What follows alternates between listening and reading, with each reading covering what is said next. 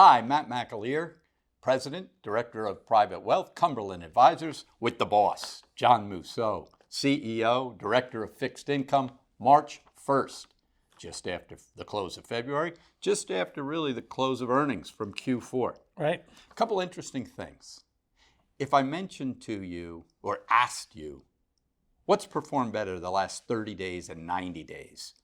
S&P 500 or Russell 2000, which is the small cap index? Probably most people would think the S&P 500. Just off the headlines. Just off the headlines. Large cap growth, right? Very encouraging to see that Russell 2000 outperform the S&P on the 30-day and the 90-day. Sure. Shows breadth really starting to come to a forefront here. Let me share a chart with you. This chart is the earnings growth per annum of the S&P 500, the S&P 400, and the small cap index, S&P 600. You can see by these earnings rips and dips that pre-COVID through today, we've been battling some of the craziest earnings markets in memory. But something that's important to look and try to understand is the forecast. When we look at that yellow highlighted current box, that's Q4. That's what we just reported. You can see Russell 2000 or the S&P 600 or the small cap index has really struggled with earnings growth. Forecasts are that that's going to start to change. As we know, equities always trade ahead of activity. Right. And that's why you've seen that real punch in the small cap indices. Much of this will be dependent on rates, and we're going to get to Moose in a moment. But small cap, as we saw in the last 18, 24 months, struggle mightily with higher rates and rising rates.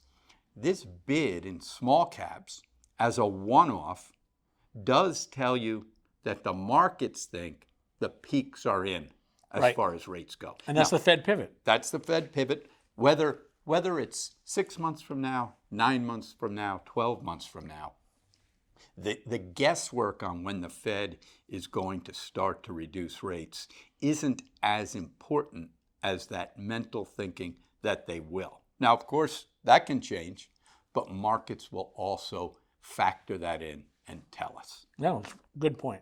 How about this week? What were bonds telling you this week? Well, this ties in very much when you look at bonds, because here's a week where, the 2-year note was basically down 16 ticks to a 453, and the 10-year bond was down basically 5 ticks to basically 419, and that was really a lot of that was today. You were kind of drifting back and forth during the week. And of course, this past month is just behind us. You had somewhat of a drift up in treasuries and almost no movement to speak of in munis because the supply has been so restricted. But I think the real story is that the markets have said, okay, right, the Fed may not be cutting rates for a while, although we know they will cut. And part of that is based on the fact that we've had some stronger inflation numbers. We have one chart up, and this is just today's economic stats. It's a Bloomberg chart showing the release today.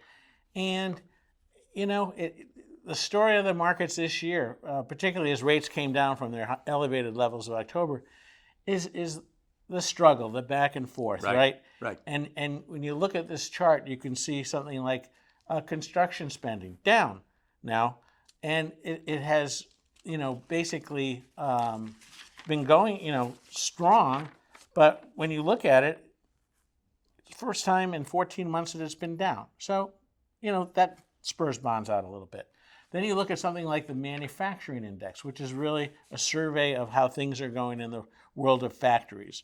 Well, that has been down for well over 16 months in a row, and that's a reading below 50%, which isn't a bad reading, right? It was a little below expectations. Above 50 is expanding, below 50 is somewhat contraction.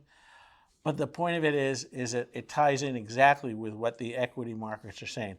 It's slower, inflation is still an issue, and we're here. And I think a lot of it has been the equity market saying, hey, firms are doing great, we're moving forward. Inflation's a little higher. It's not stopping business. And I think that's what the bond market is now. And we will see inflation lower, and our outlook is to see rates come down a little bit later in the year.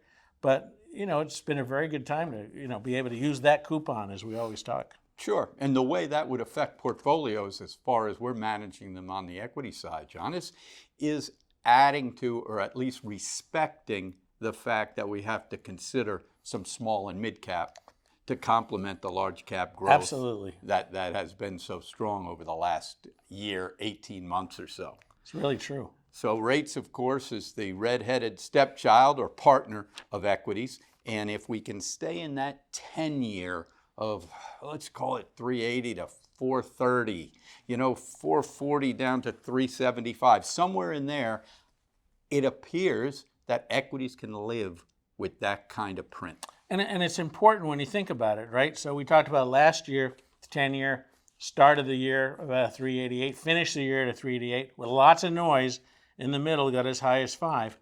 But your point is well taken. If you are spending a good chunk of the year within 35 or 40 basis points either side, that is fairly normal movement. And as we know, it's rare that the markets will be normal. Right. So we will keep our eye on things. Exactly. We will adjust. We'll stay flexible. Do the same with your portfolios. If you'd like to share thoughts with us on the portfolios, let us know. Enjoy the weekend. We'll see you next Friday.